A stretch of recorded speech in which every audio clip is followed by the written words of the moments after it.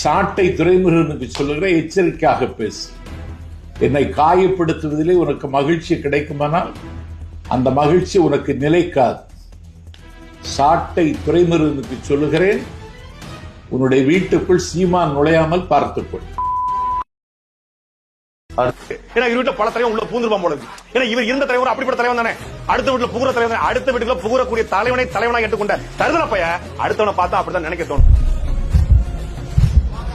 எங்க தலைவன் அப்படி இல்லடா, என் உயிரண்ணன் சீமான், என் உயிரண்ணன், கொள்கை என்ன ஒன்ன மாதிரி ஒரு நாளைக்கு ஒரு அண்ணன், ஒரு நாளைக்கு ஒரு தம்பி மாத்திரம் இல்ல, கொண்ட கொள்கையும் நாம் தமிழர், ஏற்றுக்கொண்ட தத்துவம் தமிழ் தேசியம், கரம் பிடித்ததும் சீமான், சாகர வரைக்கும் சீமான். நீ அப்படி சொல்லுவியா?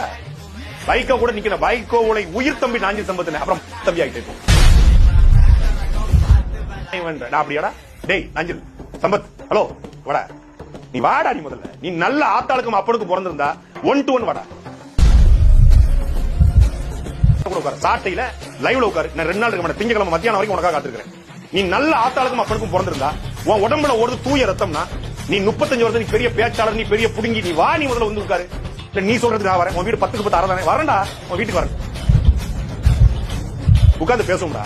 என்னடா உன் கொள்கை, என்னடா உன் கோட்பாடு, என்ன உன் தத்துவம், என்ன உன் சித்தாந்தம், உன் தாவேக்காவோட கொள்கையை பேசி நான் பேசுறேன்.